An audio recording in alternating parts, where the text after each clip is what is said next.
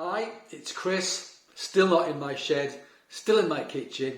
That should all change as of tomorrow because my wife's coming back from Africa, I hope. So yeah, we've got another special cider to try. I'm really looking forward to it as well. It's a Keeved Cider. I love Keeved Ciders. I love them very much. So I always want to try them. And it's from a really interesting producer as well. So it's Find and Foster. This is their limited release, Keeved Cider. Vintage is 2019. Let's read some of the stuff on the back. We handpick apples destined to perish on the ground, blending diverse local varieties, many rare or unknown, to make unique natural ciders. We use the ancient art of keeving to retain natural apple sugars so you can enjoy rich, appley, wildly aromatic Keeved cider. Native yeasts are alive in this bottle and continue to ferment imperceptibly, creating a gentle fizz. Unfiltered and unfined, no added sulfite. So, as far as I'm concerned, that is every box ticked. Every single one. I really want to try this. I'm really looking forward to it. It's got a sort of a cork and sort of a cork cap, champagne thing. So maybe this will blow up. Move away from the light. I don't think it will, but you know what? I've had it happen so many times that I don't trust them anymore. That's fine. That's fine. That's coming out nicely, actually. It's going to be a nice pop. There you go. Look at that. I'll listen to that. Let's pour this out. So there you go. So, nice colour. Looks like a nice Keeved cider. Nice fine bubbles, fine mousse on the top. There you go. So hazy. It's got that lovely kind of golden bronzy sort of colour that I often see in Keeved ciders and like very much. So wild yeast. Yeah. And lots of it. And this is a Devon producer as well. So I was saying I was struggling to find good Devon producers. I've found a couple. This is the third one. I'm really looking forward to try it, and I'd love to go and visit them at some point actually, because it sounds pretty bloody amazing what they're doing. I don't know if it's in oak or steel. I'm going to assume steel. You know, I think with what they're doing, they're really going to preserve the purity of the fruit and so forth. You know, I don't think it needs much more intervention. So let's smell it. And it smells Keeved. Oh, yeah, it smells Keeved. It's got that rich baked apple character to it. There's a slight sort of funk in the background, something. Hint of funkiness, kind of like, what is that? It's like a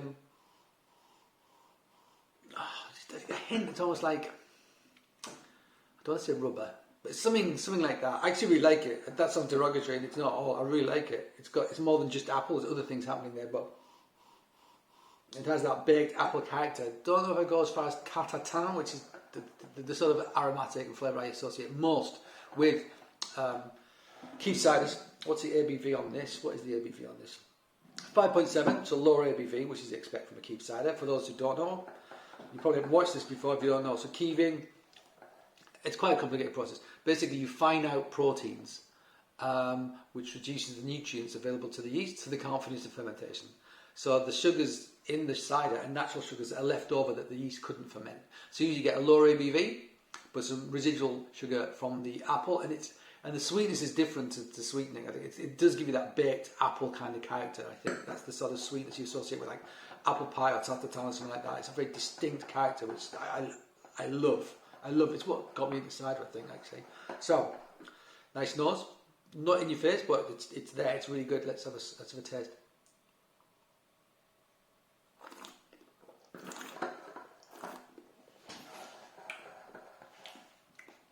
Really fine bubbles. Very nice. Yeah, solid Keeved cider. Bit of minerality. Almost like an alkaline character down the middle of my tongue. A little bit of acidity. Don't tend to be high acid. I mean, Keeved cider, it's known as the French method almost now. Inaccurately, because it's not just the French method. It's just that they carried on doing it there and we stopped doing it here. And it's not even mentioned on their ciders that they're Keeved, because that's just the way they make cider. It's just the way they find it. It's just the way they do it. So it's not worth mentioning, if you like.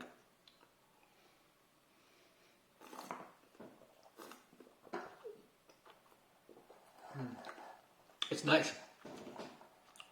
Hint of tartar. There is a hint of it in there. That kind of like, when you start to get the caramelisation of the sugar, there's a hint of that in there. But to me, it's more like apple that's been, like ripe apple that's been sautéed in butter with sugar. That's kind of what it makes me think of. That's a very good thing. It's a very good thing. The tiniest tickle of acidity, not much.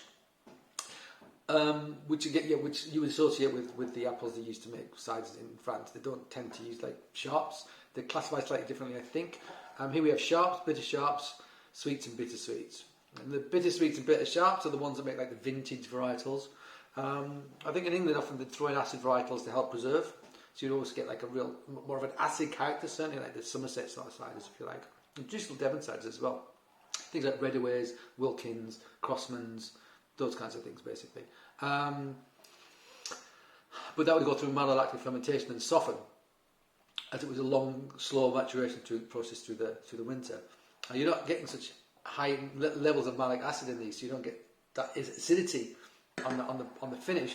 But man, it's still great. That minerality, that kind of subtle residual sugar, which gives you that baked character. The bubbles are just really fine and fantastic.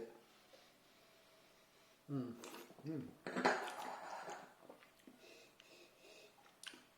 the nose is really good. There's something in the background, I can't isolate it, it's bugging me. Very nice, something like a green freshness in the background. Really good cider, really nice Keeved cider. I don't remember if I've had anything from these guys before. I can't believe that I haven't, but I really don't think I have. And I don't know why. It ticks every single box for me. So yeah, if you like French ciders and you want something that's sorry, I'm just getting that kind of butter character that I was talking about, like sauteed. There's like a creamy dairy element on my tongue there, which is great. Good ciders, good food. Man, they just keep on giving. You just keep on giving.